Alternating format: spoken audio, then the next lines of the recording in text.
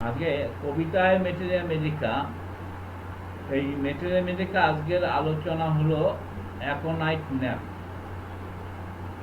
তা অ্যাকোনাইট ন্যাপে যেটা বলা হচ্ছে, শৈত্যস তরুণ ভাবি জ্বালাতে অস্থির, মৃত্যু ভয় অ্যাকোনাইট বসে দাও স্থির। আমরা প্রথম হচ্ছে যে অ্যাকোনাইট হচ্ছে উইন্টার সিজনের একটা ওষুধ, আর হচ্ছে তরুণ পীড়া, যেটা আমরা অ্যাকিউট ডিজিজ বলি, যে কোনো অ্যাকিউট ডিজিজ কাম সাডেনলি গোজ সাডেনলি, এই সমস্ত ক্ষেত্রে আমরা অ্যাকোনাইট ব্যবহার করে থাকি। তা অ্যাকোনাইটের সবচেয়ে বড় বৈশিষ্ট্য হচ্ছে মৃত্যু ভয়, ফেয়ার অফ ডেথ। আমরা হোমিওপ্যাথি মেটেরিয়া মেডিকায় অনেক রকম ওষুধ আছে, আমাদের ফেয়ারের অনেক ওষুধ আছে, ফেয়ার অফ ডেথও অনেক ওষুধ আছে। এবার ফেয়ার অফ ডেথ বা ফেয়ার, এইগুলো হচ্ছে অ্যাকোনাইটের ফেয়ারটা হচ্ছে উইদাউট এনি রিজন। অন্যান্য ফেয়ারের মধ্যে কারণ থাকে, আর অ্যাকোনাইটের রুগী সাধারণত যেটা তাদের যে ফেয়ারনেসটা থাকে, সেই ফেয়ারনেসের উইদাউট এনি রিজন, কোনো কারণ নেই, খালি খালি ভয়, মৃত্যু ভয়, ভূতের ভয়, fair of ghost, fear of death, যত রকম ফেয়ার আছে, এই ফেয়ারের একটা প্রমিনেন্ট সিমটমস হচ্ছে অ্যাকোনাইটের মধ্যে রয়েছে। তাহলে আমরা সংক্ষেপে যদি কবিতায় বলি, শৈত্যস তরুণ ভাবি জ্বালাতে অস্থির, মৃত্যু ভয়ে অ্যাকোনাইট দাও স্থির। অর্থাৎ যেখানে মৃত্যু ভয় আছে সেখানে তুমি এক নিশ্চিত হয়ে অ্যাকোনাইট দিতে পারো। আর অ্যাকোনাইটের মধ্যে আরেকটা কি আছে, জ্বালা এবং অস্থিরনেস, রেস্টলেসনেস।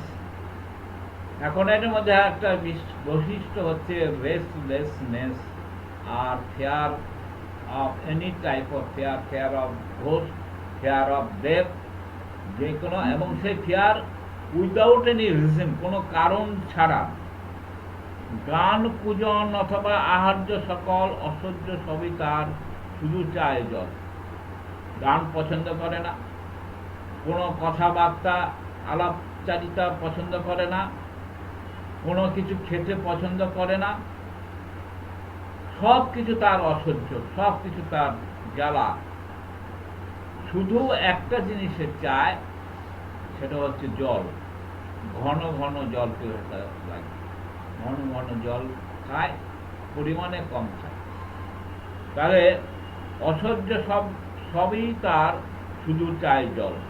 সব কিছু তার অসহ্য, কিন্তু জলটা তার ভালো লাগে। প্রবল পিপাসা কিন্তু অল্প করে পান, প্রবল পিপাসা কিন্তু অল্প করে পান। প্রশ্বাসে বাতাসে কুল, কফের উত্থান। অর্থাৎ শ্বাস আর প্রশ্বাস আমরা জানি, তা প্রশ্বাসের সময় আর যদি কোনো বাতাস আসে, কাশি যদি হয়, তখন তার কফটা বেরিয়ে আসে। তার কফ বেরিয়ে আসে কখন? প্রশ্বাসে, বাতাসে, কাশিতে কফের উত্থান, কফ আসে। আর জল পিপাসা, প্রবল জল পিপাসা, তা প্রবল জল পিপাসা কিন্তু খায় কম। আমরা জল পিপাসা নিয়ে যদি কম্পেয়ার করি, তাহলে আমরা দেখেছি অ্যাকোনাইটের জল পিপাসা প্রচণ্ড জল পিপাসা, কিন্তু দিলে অল্প করে খায়। আর আর্সেনিকের জল পিপাসা আছে, আর্সেনিকের জল পিপাসা দিলে প্রবল জল পিপাসা, মানে বুকের সাথে ফেটে যাবে, দেওয়ার সময় এক ঢোক বা এক চুমুক ছাড়া খায় না। আর ব্রাইনিয়ার জল পিপাসা আছে অনেকক্ষণ পর পর, লং ইন্টারভ্যাল। ব্রাইনিয়ার জল পিপাসা লং ইন্টারভ্যাল, একবারে এক ঘটি জল খায়, অনেকক্ষণ পর পর অনেকটা জল খায়, হচ্ছে ব্রাইনিয়া। আর্সেনিক ঘন ঘন জল পিপাসা লাগে, কিন্তু জিভে দিলে জল তেতো লাগে, যার জন্য জলটা খেতে পারে না। আর অ্যাকোনাইট প্রচণ্ড জল পিপাসা, কিন্তু জল কম খায়। তাহলে আমরা অ্যাকোনাইটকে 2-4 লাইনে অ্যাকোনাইটকে তাহলে জানতে পারলাম। সত্য তরুণ ভাবি জ্বালাতে অস্থির, মৃত্যু ভয়ে অ্যাকোনাইট বসে দাও স্থির। গান কুজন অথবা আহার্য সকল, অসহ্য সবই তার শুধু চাই জল। প্রবল পিপাসা কিন্তু অল্প করে পান, প্রশ্বাসে বাতাসে কুর কফের উত্থান। তাহলে এই যে 4-5 লাইন, এই 4-5 লাইনের মধ্যে দিয়ে কিন্তু আমরা অ্যাকোনাইটে চিনতে পারলাম। এবার আসা যাক অ্যাক্টিয়া রেসেমেসা। এর আরেকটা নাম আছে সিমিসিফিউগা। সিমিসিফিউগা অথবা অ্যাক্টিয়া রেসেমেসা। অ্যাক্টিয়া বিভগ্নমনা মেঘেতে ঢাকিয়া, কল্পিত ইঁদুর যেন ছুটেছে ধাইয়া। আমরা কালকে একটা আলোচনার মধ্যে যে লেসার রাইটিংয়ের আমরা কয়েকটা সিমটমস বলেছিলাম, এখানে অ্যাক্টিয়ার একটা সেই লেসার রাইটিংয়ের কিছু লক্ষণ আমরা পাচ্ছি। সেটা হচ্ছে অ্যাক্টিয়া, তার মধ্যে একটা হ্যালুসিনেশন বা ডেলিউশন যেটা বলি, বা ইলিউশন যাই বলুন না কেন, সেটা সে মনে করে, সে দেখে ভ্রম দেখে যে ইঁদুর দৌড়িয়ে বেড়াচ্ছে। এটা কিন্তু একটা রেড লাইন সিমটমস বা গাইডলাইন সিমটমস। আমরা বারবার যে কথাটা বলি, 1000 symptoms is not a symptoms, but one symptom is a symptom. সেই symptoms is uncommon peculiar symptoms। অর্থাৎ আনকমন পিকুলার সিমটমস যেখানে থাকবে, সেখানে কিন্তু আমরা 1-2 সিমটমসের উপরে বেস করেই কিন্তু ওষুধ দিতে পারি। তা এখানে ওই তার যে একটা আনকমন সিমটমস পেলাম, সে ইঁদুর ভ্রম দেখে ইঁদুর দৌড়িয়ে পালাচ্ছে। এই লক্ষণের উপরে বেস করে কিন্তু আমরা সিমিসিফিউগা দিতে পারি। স্নায়বীয় তীব্র রোগ চক্ষুতারা হতে সব দিকে বিচরণ করে মস্তকেতে। আরেকটা বিষয়, সেটাও কিন্তু আনকমন পিকুলার সিমটম, সেটা হচ্ছে তার স্নায়বিক মাথার যন্ত্রণা থাকে, আর সে সব দিকে দেখতে পায়, অর্থাৎ সব দিকে তাকায়, আর সেখানে মস্তকে তার একটা অনুভূতি হয়। পার্শ্বপাশ্চান্তর তীব্র ব্যথা জরায়ুতে, অর্থাৎ ইউটেরাস, মেয়েদের ক্ষেত্রে যে ইউটেরাসে তার তীব্র ব্যথা, সেটা ডিসমেনোরিয়া হোক বা অন্য কোনো কারণে হোক, সেখানে তীব্র জরায়ুর পাশে এবং তার আশেপাশে তীব্র ব্যথা, কিংবা অন্য যন্ত্রের দায়ে দেখা আচম্বিতে।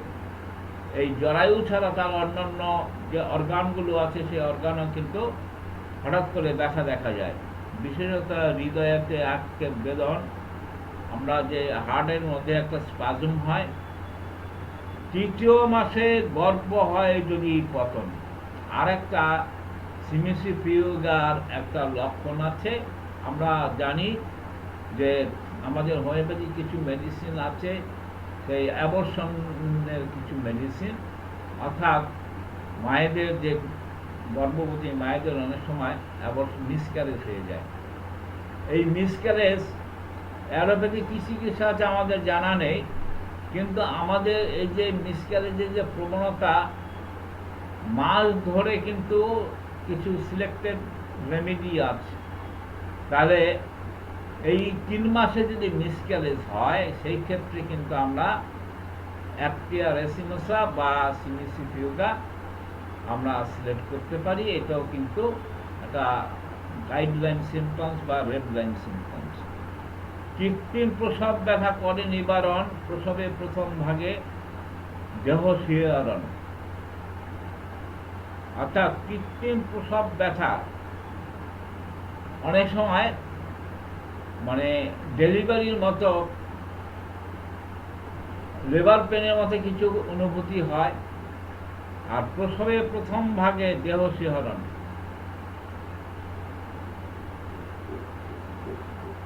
প্রসবের প্রথম ভাগে দেহ শিহরণ।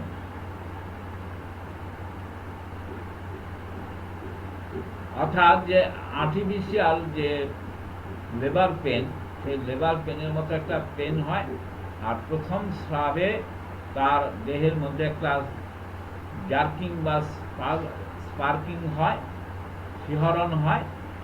এটা আমরা সিমিসি ফিউগার মধ্যে দেখতে পাই। আমরা নেক্সট একটা রেমেডি নিয়ে আলোচনা করব, সেটা হচ্ছে স্কুলার হিপস। স্কুলার হিপস অন্ধ অশ্ব স্কুলাস গুজ্জদেশ অনুভব কর্তৃত বেদনা আর খিটখিটে মানব। অন্ধ অশ্ব স্কুলাস গুজ্জদেশে অনুভব। অশ্ব যেটা পাইলস হ্যামোরয়েড, এগুলো আমরা বিভিন্ন ভ্যারাইটিস আছে, অর্থাৎ রেকটামে কিছু ইনফ্লামেশন ইরিটেশন হয়ে যে একটা রোগ হয় তাকে আমরা বলি অর্শ। সেই অর্শ যে ব্যথাটা হয় কর্তৃত বেদনা আর খিটখিটে মানব।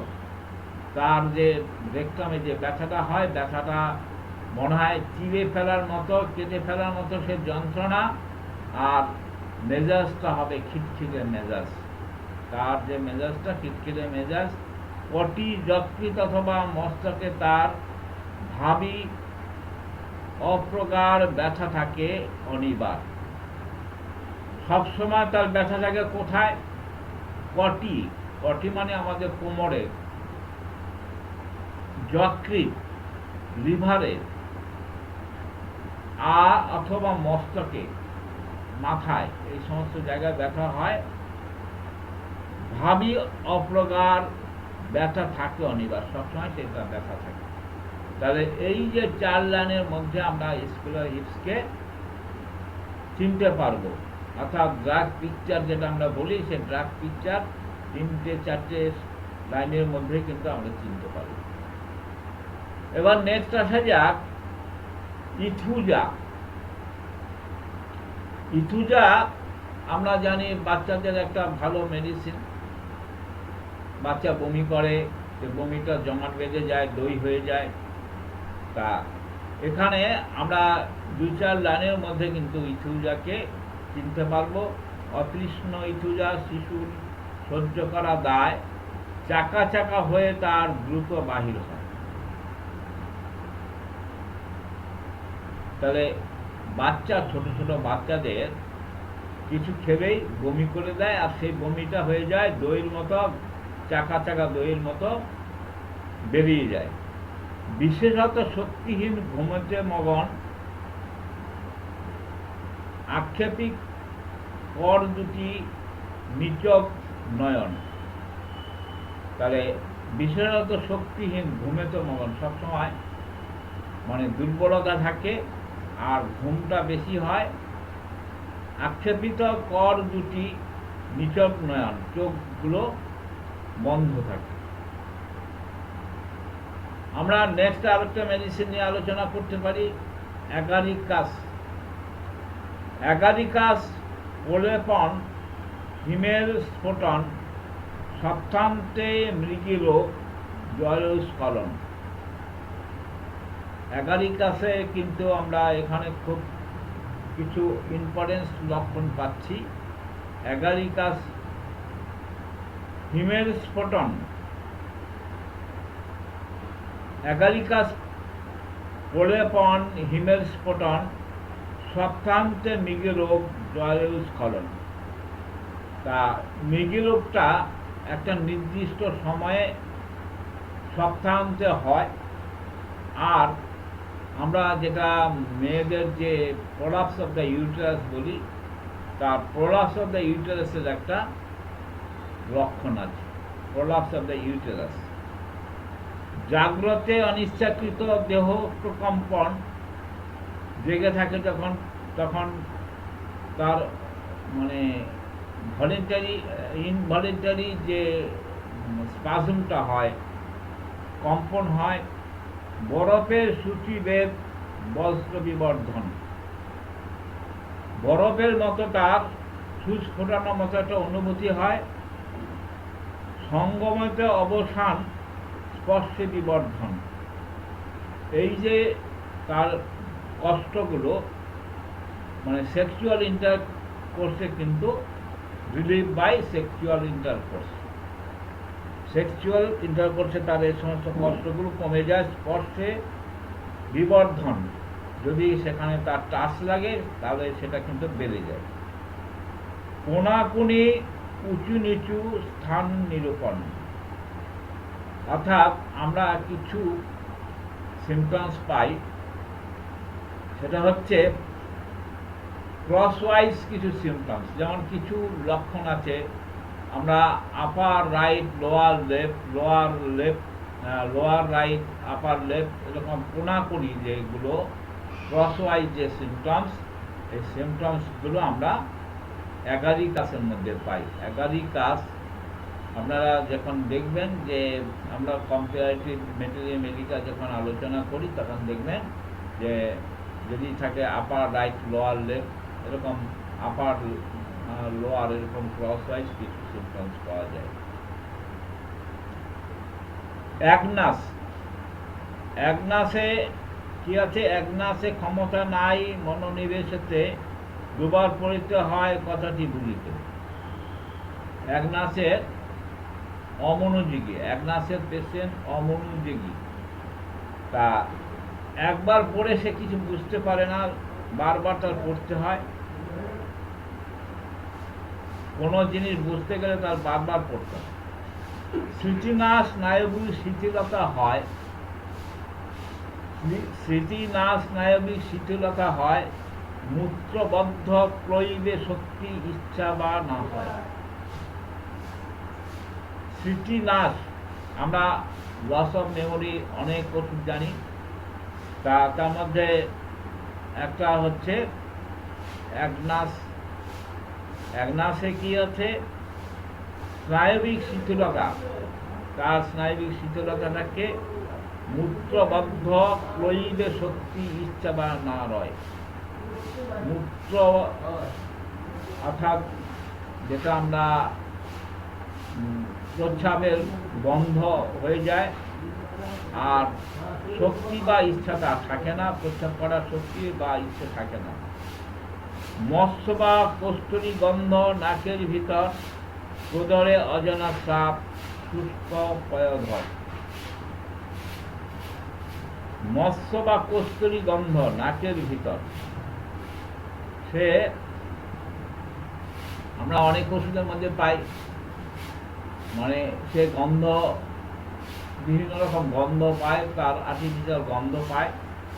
তা অ্যাগনাসের মাছের গন্ধ পায়, আর কস্তুরী গন্ধ পায় তা প্রদর, যে সমস্ত পার ভ্যাজাইনাল দিয়ে যে ডিসচার্জটা হয় তাকে বলা হয় প্রদস্রাব। সে প্রদস্রাবে তার অজানা স্রাব, আর সে সঙ্গে তার যে ব্রেস্ট, পয়োধর, ব্রেস্টটা হচ্ছে ড্রাই, শুষ্ক থাকে। তাহলে ব্রেস্ট শুষ্ক থাকে, এটা হচ্ছে অ্যাগনাসের একটা রেড লাইন সিমটমস বা প্রমিনেন্ট সিমটমস।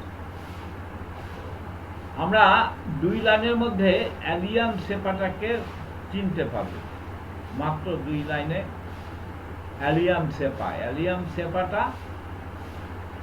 আমরা জানি যে অ্যালিয়াম সেপা তৈরি হয় আমরা যে পেঁয়াজ খাই সেই পেঁয়াজ থেকে, অ্যালিয়াম সেপা তৈরি হয়। এবার এই পেঁয়াজের কিছু প্রমিনেন্ট লক্ষণ আছে। সেই প্রমিনেন্ট লক্ষণটা হচ্ছে, আমরা পেঁয়াজ কাটার সময় দেখবেন অনেক সময় নাক দিয়ে হরহর করে জল পড়ে, হাঁচি হয়। তা অ্যালিয়াম সেপার মধ্যে আমরা এরকম একটা লক্ষণ পাই যে নাক দিয়ে কাঁচা জল পড়বে, হাঁচি হবে। আর কবিতায় আমরা কি দেখি? কবিতায় হচ্ছে অ্যালিয়ামে পায়ের ঘা, পাদুকা ঘর্ষণ, সর্দি গলে ধরে রুগী কাশিবে যখন। অ্যালিয়ামে একটা পায়ের ঘা প্রমিনেন্ট লক্ষণ দেখা যায় সেটা হচ্ছে আমরা অনেক সময় জুতো পরে পায়ে ফোসকা হয়ে যায়, তার মানে হচ্ছে আমাদের কোনো ঘর্ষণের ফলে পায়ে যদি ঘা হয় সেক্ষেত্রে আমরা অ্যালিয়াম সেপা খুব কার্যকরী ওষুধ। এর জন্য অ্যালিয়াম সেপা না অ্যালিয়াম স্যাটাইভা ভালো কাজ করে। এছাড়াও আমরা দেখেছি, বাস্তবে দেখেছি যে জুতো পরে পায়ে যদি ঘাটা ফোসকা পড়ে যায় সেই ক্ষেত্রে আমরা কাঁচা রসুন ঘষে লাগালেও অনেক সময় ভালো ফল পাই। তাই অ্যালিয়াম সেপার মধ্যে যেটা রয়েছে, সর্দি গলে ধরে রুগী কাশিবে যখন রুগী কাশে তখন তার নাক দিয়ে হর করে কাঁচে জল পড়ে, এটা হচ্ছে অ্যালিয়াম সেপার লক্ষণ। আমরা নেক্সট আর একটা ওষুধ অল্প সময়ের মধ্যে কবিতার মধ্যে দিয়ে আমরা জানতে পারবো, সেটা হচ্ছে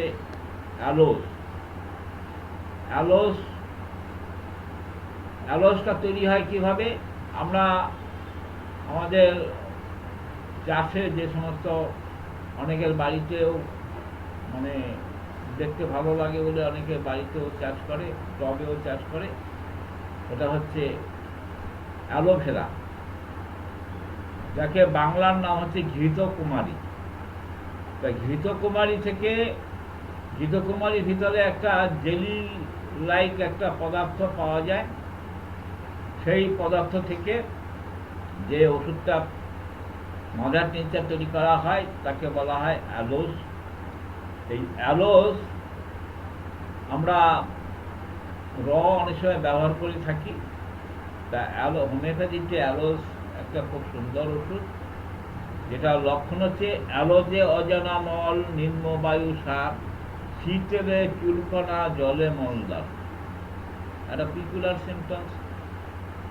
শীতকালে বৃদ্ধি হয় অনেক চুলকনি আছে, তার মধ্যে পেট্রোলিয়াম আছে। পেট্রোলিয়ামের বৃদ্ধিটা শীতকালে সমস্ত কিছু শীতকালে বৃদ্ধি। তা আমরা অ্যালোজের মধ্যে একটা মজার ব্যাপার হচ্ছে অ্যালোজ অজানা মল, নিম্নবায়ু সার, তার যে মানে পার রেক্টাম দিয়ে যে বায়ু নিঃসরণ হয় যাকে আমরা বলি ফ্ল্যাটাস, সেই ফ্ল্যাটাসটা নিম্নমুখী, শীতকালে চুলকানা, জলে মলদার, শীতকালে চুলকনি আর সেই সঙ্গে তার যে রেক্টাম বা অ্যানাস সেটা জ্বালা করে, জলে মলদার। ডান পেট ব্যথা হয় মলত্যাগ কালে, ডিউরিং পাসিং দ্য স্টুল, পায়খানা করার সময় তার ডান পেটে ব্যথা হয়, আঙ্গুলের মতো অশ্ব দেখলে সেই কালে। আমরা অশ্ব সাধারণত জানি যে ওই আঙ্গুরের মতো অশ্ব থোপ থোপ খায়। তা আঙ্গুরের মতো অশ্ব দোলে সেই কালে, অর্থাৎ যারা আঙ্গুর গাছ বা আঙ্গুর ফল গাছে দেখেছেন, দেখবেন যে থোক থোকে আঙ্গুরগুলো ঝুলে থাকে। তা সেরকম দেখতে অ্যালোজের যে অশ্বগুলো, সেই অশ্বগুলো সেই রকম মলদ্বারে ঝুলতে থাকে আঙুরের মতো। মলদ্বারে চুলকানিতে ব্যথা ঘুমের, মলদ্বারে যে চুলকানিতে হয় সেখানে চুলকাতে ঘুমের ঘরে তার চুলকানি হয়, ঘুম ভেঙে যায়, খাওয়ার শেষে ভোরবেলা রোগ যে বাড়ে। খাওয়ার শেষে আফটার ইটিং তার রোগ বাড়ে, আর ভোরবেলা খুব ভোরে তার রোগ বাড়ে। তা এই হচ্ছে আমাদের অ্যালোজের লক্ষণ। আমরা এই কটা নিয়ে আমরা আজকে এখানে শেষ করছি। আমরা প্রতিদিনই চেষ্টা করব কিছু কিছু ওষুধ নিয়ে আলোচনা করতে, যাতে পুরো বইটা আপনাদের কাছে পৌঁছায় এবং যাতে আপনাদের পয়সা খরচ করে না কিনতে হয়। সেজন্য আমরা প্রতিদিনই কিছু এই মানে স্ক্যানিং করে পাঠিয়ে দেবে।